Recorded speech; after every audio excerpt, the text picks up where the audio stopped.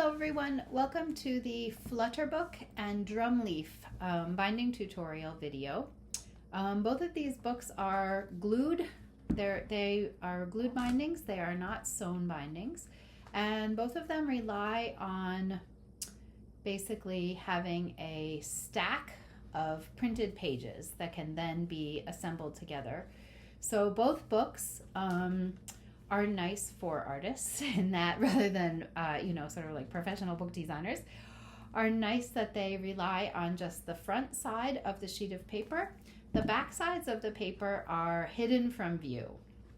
That doesn't mean that you cannot decorate them, right, and include some imagery in there that's accessible through a window or a little hole or what have you. As in this piece, which has a little photograph that's been inserted and a little sort of veil that hangs over the photograph. I will show you the Flutter Book first. It's a little bit simpler. It does not have the spine attached together. The spine is free floating, so it's essentially a stack of folded sheets of decorated paper that are just adhered at the foredge. So that means it's possible to, sort of pull it out and view the whole book at one time, which is another really nice attribute.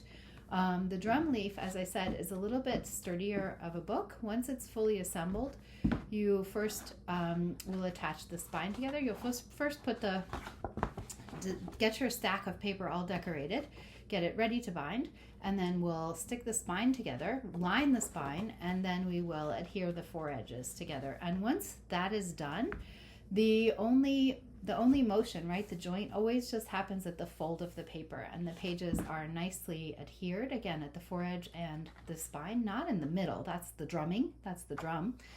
And it's quite a sturdy structure, actually, and I've made them both with these soft cover wrappers and also with hardcovers with this 3-part case. In both cases, if you want the book to be able to open flat, which is again a really nice attribute rather than having like a gutter where you lose a bunch of information, you need to, whatever you decide to cover this with, it needs to be able to pull away from the actual spine of the book so that the spine can essentially fold in half and there's nothing impeding it. If you have not left this joint and spine open, you basically can't open the book, right? Because there's no way for the spine to fold if it has like hard material attached to it. So I will show you a way of covering with a hardcover. We're not going to make a 3-part case this time. We'll basically just make separate covers for the front and back so that the spine will still have a full range of motion, but you'll get that slightly sturdier effect from a hardcover. Okay, so we'll start with the Flutter Book. Oh, another really nice thing about these books, at least with the drum leaf for certain, I'm much more familiar with the drum leaf, is that you can really use a variety of paper inside the book too. So you can use heavier weight papers, you can use lighter weight papers, and you can just adhere them together. This is a nice structure for this type of book. This was letterpress printed on fairly thin paper, and we didn't want any show through in the paper. So because this is drummed, you have like extra coverage, right? So we don't have to see the embossed back of one sheet up next to the printed face of the other sheet. So it's a nice way to use a variety of papers. One thing to think about with a drum leaf is because your paper is doubled in effect, right? It can get a little stiff. It can feel a lot like, a child's board book, unless you're careful. And maybe you want that attribute. There are books where people actually insert an actual board in here to make it really like a child's board book. Okay, we're going to start with the Flutter Book. And so I have cut down just the Mohawk lightweight paper that we have. And let's see, you can make this whatever size you want. I've cut my sheets to just what I thought was a pleasing dimension. So they're 10 by 7.5. And be really careful, pay really careful attention to grain direction in this project. As always, grain direction should be parallel to your spine on all pages, so it doesn't get too stiff and unwieldy once you're once it's together. Okay, and my book, I think I have 10 pages. So I have 10 spreads that I'm going to assemble together for the Flutter Book. Let me just show you what materials I have here also, so you can get your workstation prepared. I have glue. You all each should have access to a little pot of glue. This is a slightly bigger pot of glue, but it's the same stuff. This glue is 50/50, which is a bookbinder standard, and it is half methyl cellulose and half PVA. So the reason we use a mix of glues is that PVA, or polyvinyl acetate, is a polymer, so it's kind of a stretchy plastic. It's a lot like an Elmer's glue. So it's white, it dries flexible, but it's not reversible, and it also dries really, really quickly. It's very, very strong. Actually, it's a little bit too strong to use on its own for paper-to-paper adhesion. So we combine it with methyl cellulose, which I mixed from a powder, and add to the PVA. And the methyl cellulose is a weaker bond, and it's also a slower drying glue. So in mixing the two glues, we get the best of both worlds. We get a glue that's an appropriate strength for what we're doing, and we also get a little bit more work time because the glue's not drying like in a second on us. Okay, so I have glue and I have a little stirring knife. It is true that if this sits for a while, the glues can separate out, so you'll have a clear layer up above and a white layer below. You should just stir it up, save your knife for next time. I just have this one, like cafeteria table knife, and save it and peel it every once in a while. I also have my glue brush ready to go. This is an older one, you can tell. And I like to make this little sort of humidity chamber for the glue brush while I'm working. Working with wet glue means we need to be really organized on our workstation. If your brush is covered in glue and it's laying all over your, beautiful papers that you're attaching together, it's really likely that you're going to have terrible glue spots and accidental gluing, and it'll sort of be a mess. So this is a way to, number one, keep my brush like nice and pliable, keep it from drying out while I'm working. So this is just a damp paper towel. In here, it's like a little cushion, a little resting cushion for my brush. And whenever I'm not using my brush, it just goes right in there, and it's out on the side. It's away. It's not getting anything grubby, or it's not getting anything gluey or damaged. So I have that. This is getting very full, just standard tools, bone folder, knife, pencil. Yeah, I think that's all I need. Pencil. I also do have my tape out here. It is possible to put these books together using this tape instead of the glue also. In the grand scheme of things, this tape is very expensive. This tape is like $25 a roll.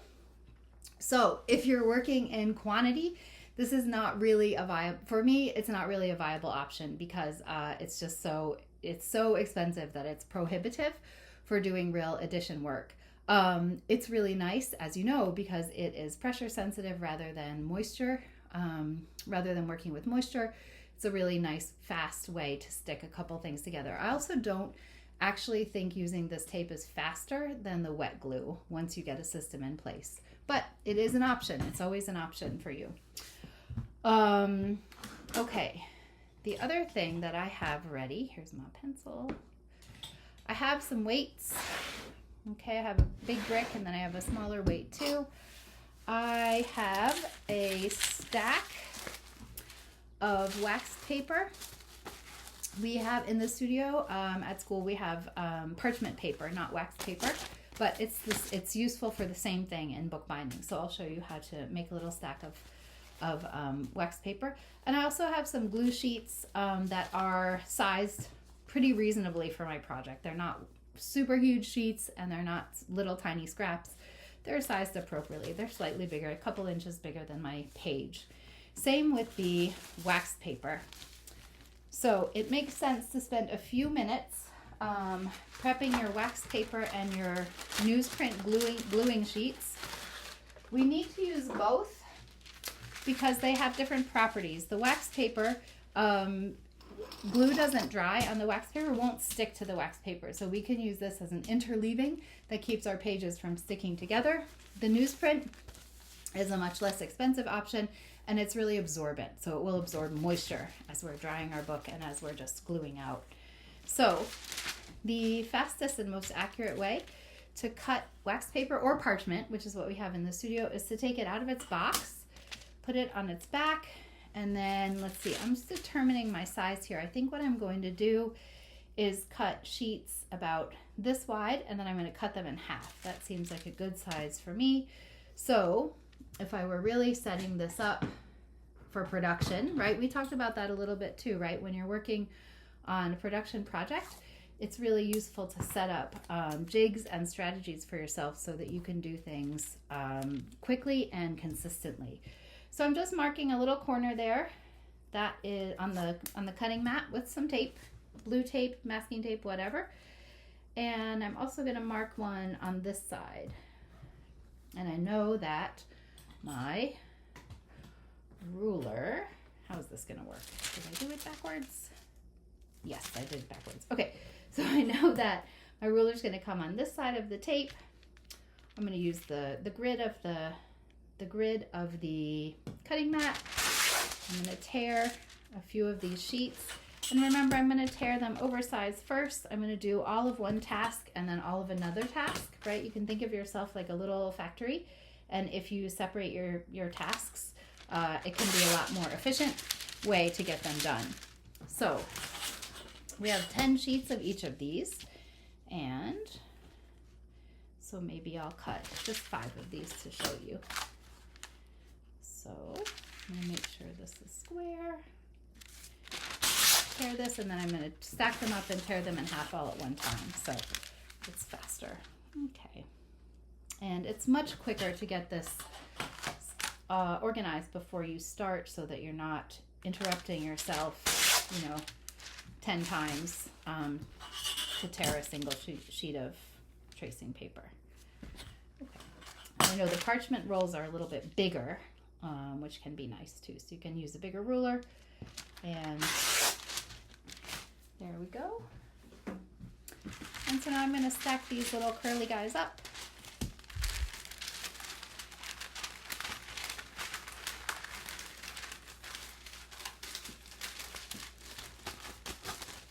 Okay. And stack them up, jog them up. And then again, remember, like a fairly fast way to indicate the middle is to just give it a little crease. And then I'm going to open this back up, and I can use that crease as my guide. These don't have to be super precise, right? They're gluing papers. They're not the actual pages of my book, but quickly done. That's great. Perfect. So I'm going to just put these face down so that they lose their curl a little bit, and then they're ready for me to use. The newsprint, the newsprint you can tear down in a similar way. You can just tear down those big sheets. You could also use the cut trimmer to save you a little time in cutting those down. Because I have an actual bindery and I do production work, I have actually a whole stash of glue paper. So you can tell that this has been used before. For me, it makes sense for me to hold on to these glue papers and reuse them. Honestly, if I'm using them a bunch of times, it's expensive to keep throwing things away. So I try to be a little bit conservative with my materials here in the interest of cost effectiveness. Okay, so we have newsprint and our, our wax paper stock. Okay, so folding the pages. Same as usual. We have our group of pages. Again, they're 10 by 7.5 because I thought that would be an attractive proportion. Fold as usual, right? Match up your corners, soft crease, and then use your bone to firmly crease. Okay. And if you work from the top from your book, right, if you're imagining as we're working that you're also how this is going to work when you actually have imagery on your pages, what you might end up with is 8 little stacks of stacks of paper, right, that are all the same, that are all pre-cut and printed. Maybe they're printed from the Rizzo from a larger sheet, and you've cut them down into your little page stacks, and you would be pulling, right, one of each page from each stack, and you doing your collating for your book in that manner, right? So you can think about that. Set yourself up so that you are not having to think too much, so that you're sort of physically comfortable, right? Your pages are going to go in order, and then they'll be in a stack that is face down, which is really useful for binding. So, okay, we have our 10 sheets. Yep, and they're all nice and folded. They're face down, which is useful if you think about, right, so say, again, this is face up, so the spine's on my left. If we were to put these together, we would put one, we would glue this, put the next one, glue it, put the next one, glue it. So that would mean our book would be in reverse order. The pages would be in reverse order. So think about this. I know you will once you have content. We are going to assemble our book in reverse order. So I'm going to turn it over so the spine is on the right, and this would be the back of my book, right? I'll just mark it so I don't forget. Another bookbinding trick that people like to use, I've often used it myself, is that you jog up your pages and then draw just a couple of little lines across that spine, little diagonal lines. So that means that once my pages are collated, they're in the order that I want them. If one of my pages gets out of order, that's not very good. That's invisible. Okay, let's see. Let's do a better. Okay, so I'm going to draw this little like diagonal lines across here. Okay, so if my pages get out of order, I should be able, this is just a way for me to double check and to see at a glance that, oh yes, one of my pages is out of order. Okay, so that is another check that you could do. If once your pages are folded and you jog up, hold them loosely and jog up against the spine, and you notice that your foredge is really wonky, like your foredge should be nice and square, just like your spine, right? If you notice that your foredge is quite wonky, you could take each page over to each folded set over to the cut trimmer. I've already done this actually, over to the cut trimmer, and just set it one time and just trim the foredge so that they all will match. So line up the spine against the fence, and the bottom or the top, say, against the measuring device, and then just shave off the foredge so that it lines up nicely. We can also trim it afterwards, but I think in order to get the most accurate assembling of this book, it makes sense to trim them beforehand. Okay, grab a sip of water.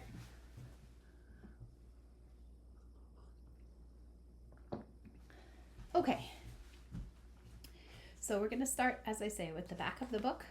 Flip this over, and I'm going to insert a piece of newsprint into the book. I'm going to open up my glue here. I'm going to zoom in a little bit just for fun. Okay, I'm going to open up my glue here, and I'm just going to take, this glue brush is really nice. It holds a lot of glue and it's pretty accurate. I'm just going to take a little bit of glue on the edge, and I'm going to make a nice strip. I'm going to go off the edge of the paper, and I'm going to make a nice strip about 1/2 inch long. When I'm done, I just pop it in the jar. 1/2 inch wide and overhanging the top, bottom, and foredge of my page. I'm going to take out this strip. I'm going to flip my next folded paper on the top. I'm going to match up my spine really, really carefully. I'm going to put a piece of wax paper in here. I probably should have put that in earlier. And then I'm going to bone down that connecting foredge. Okay. And I have just removed this paper to the outside here. I'm going to make another stack of waste sheets of paper. As I said, I reuse them. If you don't want to reuse your waste paper, if that feels too, I don't know, annoying to you, I would then fold it in half and throw it right in the bin, just so you make sure there's never going to be any glue problems. Okay, so next step, again, next step is we're going to put a newsprint in here. If you want to, it also makes sense, maybe the first time you're making this, you want to remember that the pages on the inside of your fold are the decorated pages, right? These are the ones that you've already, that are decorated. When you put this together, if it has information in it, you won't forget that. When you put together a blank book, it can be a little bit confusing. So we don't want to glue, right, the pages to themselves. We want to glue each folio to its neighbor. So put newsprint in the middle. Get a little spot of glue. And again, make that nice little 1/2 inch. There's no need for it to be any bigger than that. And then this is the proper methodology. I'm going to take this out. I'm going to replace that with a newsprint, with a wax paper or a parchment. I'm going to line up my spines, flip over from my stack. And notice my stack is right next to my workspace so that it's within easy reach and I'm not having to flip it multiple directions. I'm flipping it only to match its neighbors. Okay. Great, so this is what we do all the way to the end. Put in that newsprint.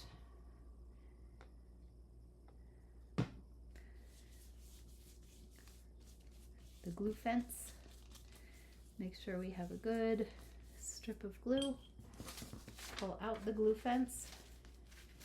Replace it with wax paper. Flip over my page so the spines are lined up.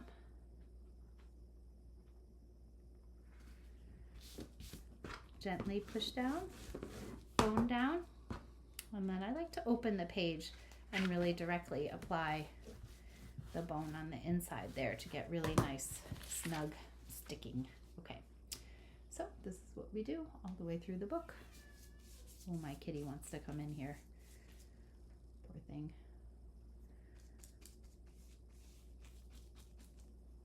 Okay, take out the newsprint.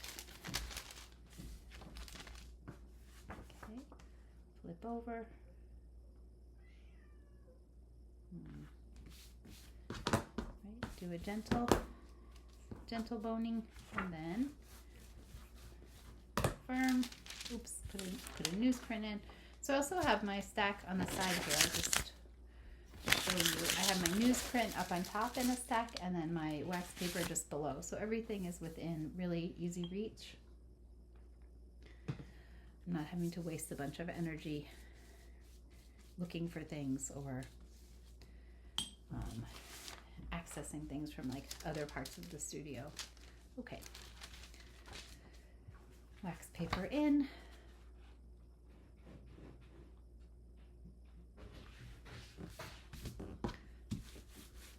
Bring that down. Okay. Newsprint in.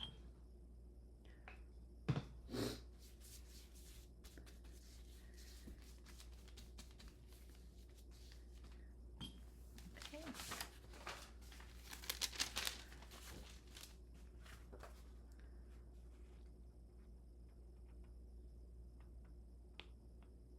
Line that up really carefully.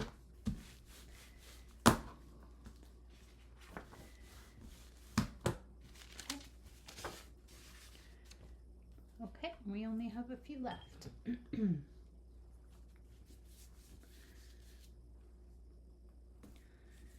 So for this Flutter book, I use just the regular, the 80-pound Mohawk, the lighter weight Mohawk, because I like when these Flutter books have a little more flexibility to them.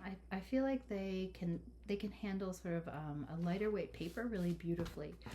But you want to be careful that your paper isn't too lightweight because you still need it to be rather structural, and you'll see how it operates once we're done with it.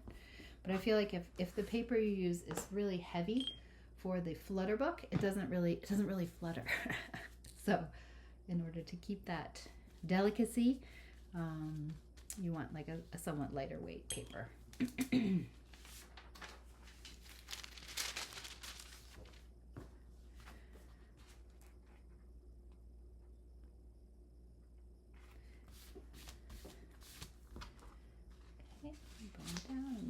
one more page.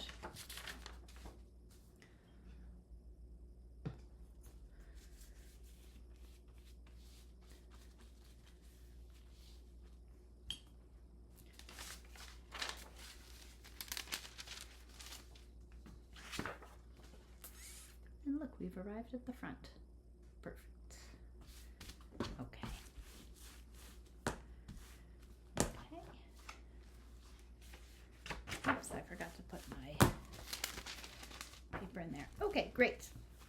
So once my foredges are all glued, I am going to put this on the side. I might put a newsprint in the front and one in the back just to protect the book from dirty surfaces, and I would put it under a couple of books or under one of the bricks in the print studio, right? So we just want that foredge to fully dry. Actually, and it's a good idea because we're using actual wet glue now and not just the pressure sensitive tape. We really want this to be under here for, I would say, 4 hours or so to dry. Like, we want that glue to be nice and dry. One thing about using wet glue is that once you introduce moisture to any of your paper materials, book board, whatever, it can buckle, right? The moisture creates expansion in the material. And then unless you dry it under weight, it's going to have a buckled life. It's always going to be buckled because it's going to dry, maintaining that characteristic. So that is one consideration for using wet glue. And I've seen so many, beginner books that are just a sort of like buckly mess. Knowing how to create a nice flat book is a really nice thing to be able to do. Okay. So it's very professional, right? Advanced. Okay. So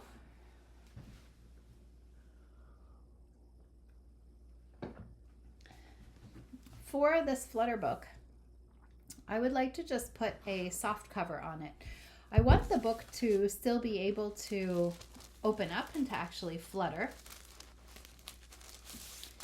When it's dry, when it's done, after it's been under there for 4 hours, you can just pull out all your wax papers and hold on to these. You can use them for another binding project. They should be in perfectly good shape. So I would still like this to be able to flutter. So I'm going to put a soft wrapper on it that sort of holds everything together, but that still will allow, but it attaches to the front and back sheet, and it still will allow, right, the innards to come out and for the whole thing to be displayed at once, or for a variety of display options, and also for observation options too. So there's a couple of things you can do. Actually, you don't have to have the wrapper glued on both sides. It could just be glued on one side so that you can still remove the book. This is essentially an accordion book, right? But a little bit different because you get this I think this is very beautiful. You get this very beautiful sort of flourish shape when you look down at the pages because of the way the foredges are tipped, because they're tipped surface to surface instead of just a hinge through a fold. So I think that's really quite beautiful. Maybe it's inspirational to you for your next project. Maybe you save it for another project later on. Okay, so to make the wrapper, as usual, we'll use maybe a heavier weight paper. I think that your marbled paper might be really nice to make a cover from, or you could use maybe the heavier weight Mohawk paper that's in the drawer. Make sure, again, as always, every time, that your grain direction is this direction, right? It's parallel to your folds. I know it can be confusing when you're cutting down a large sheet. This I've just decorated with a stamp, but you want to make sure your grain direction is parallel to your spine and your folds. For this book, I always love a foredge turn-in. I feel like they're really elegant. I feel like they stiffen up the cover material just a little bit, which gives me a nice sturdiness to the cover, even if you're using like a soft cover, like a soft wrapper. I'm going to close the lid of my glue while I'm not using it. And this is a time when, my glue brush, I don't have to worry about washing it out. I can just leave it in its little chamber It's resting. It'll be ready for me when I want to get back to it. Also, I don't like washing out the glue brush while I'm working because that's another reason for the chamber. I don't like washing out the glue brush because then it gets all filled with water, and then you essentially get a big squoosh of water in your paper materials instead of glue. So we really just want glue in that glue brush. Okay, so I have cut a strip of paper already. I've cut it to, I guess I would say it's maybe like 3.5 times the width of my book. And it's actually really just the paper that I had. It's cut to the height of my book pretty much exactly. Is that going to be a problem? Possibly. Okay, it's a little bit short, unfortunately, because my book got a tiny bit wonky. I might trim my book. So in the Digital Work Commons, there is what's called a stack cutter that I will show you next week. It's essentially it's a hidden blade, a covered blade, but this cutter is designed to come down at an angle rather than a scissor cut like the cut trimmer, and it can cut an entire stack of paper. It's a really, really great way to trim your books if they're not quite square once they've already been glued together. Unfortunately, this is too much material to put in the cut trimmer, so I am sort of at the mercy of just my hand cutting skills right now. It's always an option, right? If later on in your life you're making books and you don't have a cut trimmer or a stack cutter, you can just practice these strategies and do your best. It's a little bit challenging to cut by hand, but it is entirely possible. So I would, as always, get a sharp knife. And don't plan to like make it through the cut in your first cut. Know that it's going to take a number of cuts to make it down through your material. And so just be patient. The other thing that's really, really important is make sure you hold your knife at a 90-degree angle to the edge of your book, right? And to the cutting surface. If your knife dips in or dips out, you're going to have, a crooked cut. You're not going to improve the situation, essentially. And this is another good thing to think about too. Sometimes, trying to repair something ends up making the problem worse. So you also just be critical and careful in thinking about how you're going to fix any problems that occur. Sometimes there are lots of things you can do. There are some things you can do to fix it, and sometimes it might just be something that gets hidden or covered up sufficiently by your next layer of material, and you really don't have to worry about it. This cut is decent-ish, but of course it makes me want to cut this foredge too. A really great tool of the bookbinder is also a sandpaper block. So I have a 150 stuck on this side and 220 on this side, and it's a really great way to just tidy up your edges a little bit if they are a little funky or a little weird, a little wonky. Definitely don't want to trim the spine, right? If I trim the spine off, my book's going to fall apart. So I'm going to make a little trim on my foredge, and then I'm going to leave it alone. This is also the problem. You get a little bit, I get a little bit, into minute repairs. So I'm just going to give like a quick close shave here and call it a day. Okay, I'm just going to shave off the most egregious offender, that page that was sticking out just a tiny bit, and then I'm going to call it good. Oh, and that actually looks much better to me. Okay, so my spine pretty square, my foredge is nice and square. It looks fine. Okay, and I have a tiny bit more room on my cover, so my book shouldn't stick out through my cover. Okay, the next thing I want to show you is, let me grab a sip, how to fold a spine in the center of the cover without measuring. This is a really useful trick. So I have just this little scrap of paper. I don't know, it's like a 2.5 inches by 1 inch maybe, and it has a little fold in it, a little hook.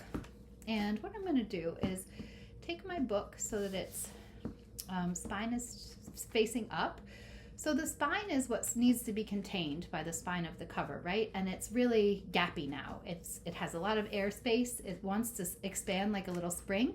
So the fold in the cover is really going to help me keep it tidy. And what I'm going to use this for is to measure the width of my spine. Now this can take a little bit of practice.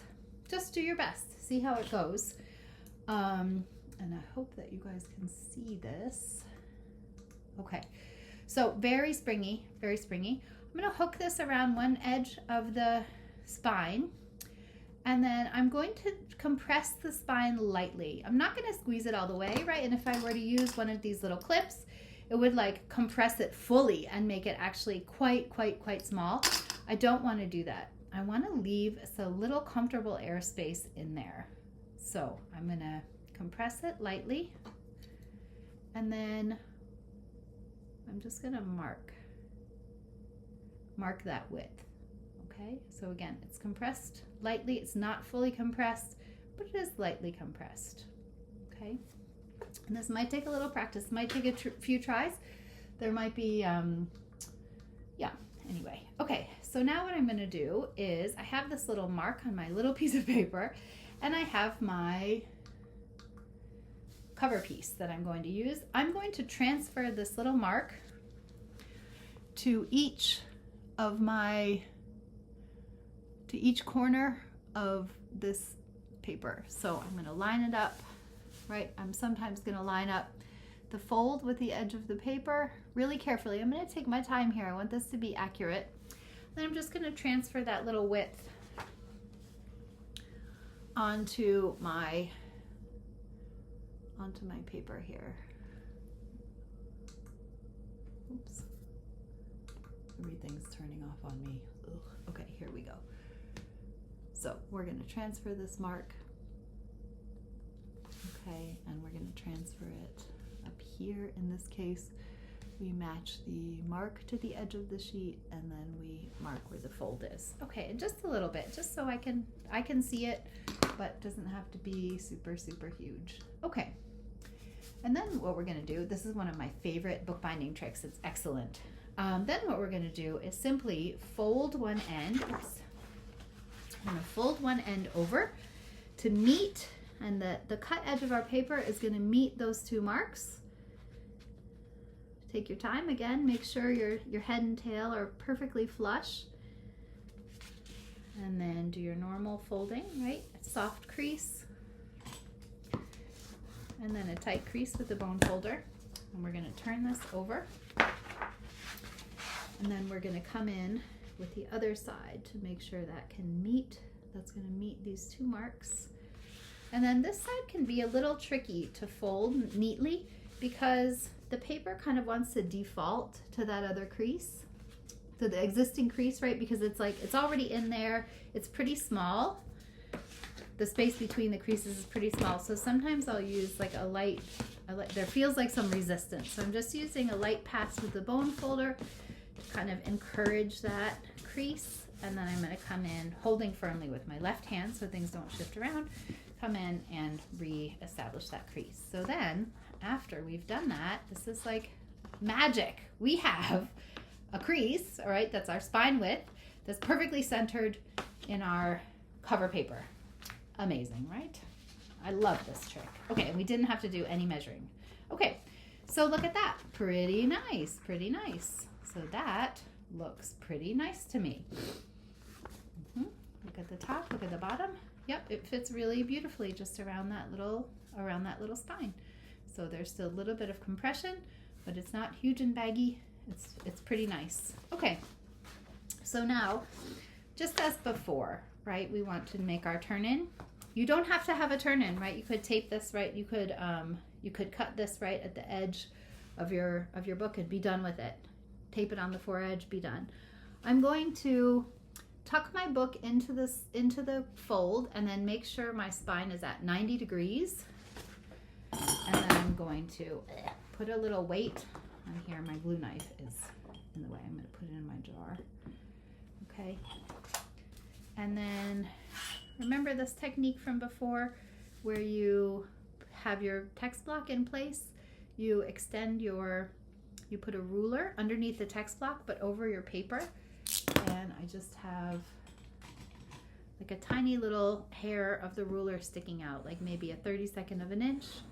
And that's going to be my turn in. And then I'm going to use my bone to crease against the ruler.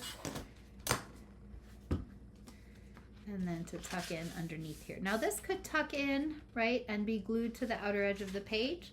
This could also come around. Why not? This could also come around. No, it can't come around because I've put a square on it. I've put a little excess. So if I put it around the book, my book will stick out into my spine. It won't fit quite as nicely anymore. So it has to go on the outside, and that's fine. That's fine with me. Okay, jog it up, and we'll make the spine. Oh, sorry, we'll make the foredge turn in on the other side. So again, I'm going to flip this cover back because it's sort of in the way. I'm going to make sure that it's square. So I'm going to push the book back, the text block back against the spine while I'm pushing against the spine to make sure they're meeting and there's no air space. Then I'm going to put a little weight, or a big weight, if that's what you have. I'm going to, I'm going to use my ruler to just indicate my tiny little foredge there. Crease, make the crease against the ruler. And then again, double check that the head and tail are flush. And then we can glue this together. Now, in this case, actually, I probably would use the tape to adhere this. Oh no, I don't know what I was thinking. Well, I definitely can have this tuck around.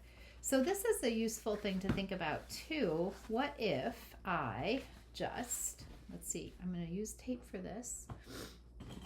So I'm going to, I have my tape here. I'm just going to stick it on the foredge of the cover here. No scissors. Shoot. Okay, stick it on the foredge of the cover.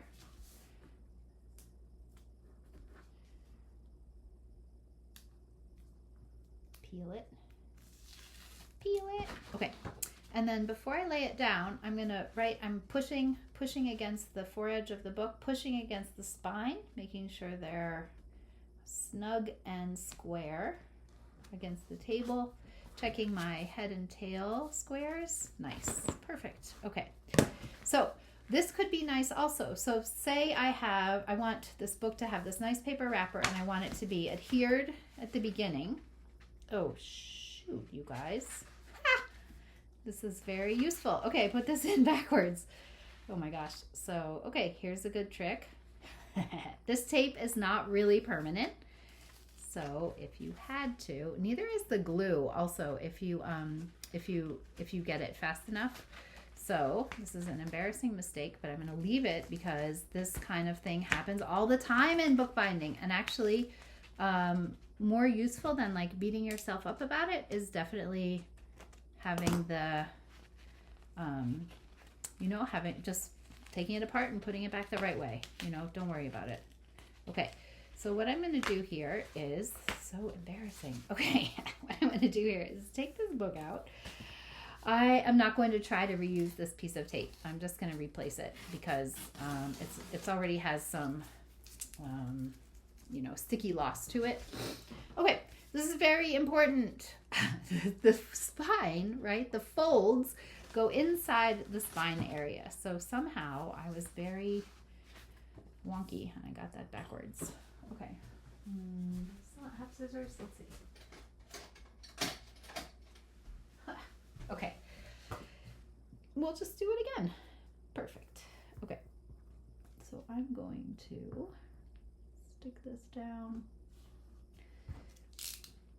Again, like cut through. Okay, cut through. Okay. Cut through. Okay, fresh tape. Perfect. Okay, fresh tape, same deal. We're going to push We're going to look at our head and tail, make sure that we have the square that we want. We're going to push against the spine. We're going to push this together, make sure everything's nice and square, and then we're just going to bone down. Okay, so I know I said perfect before and I was totally wrong. Okay, here we go. Here we go.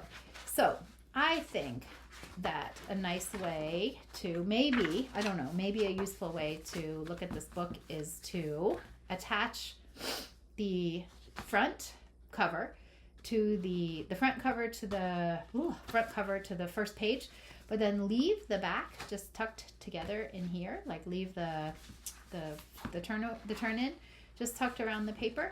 That means that if you wanted to, you could stretch this out as a whole big long endless strip.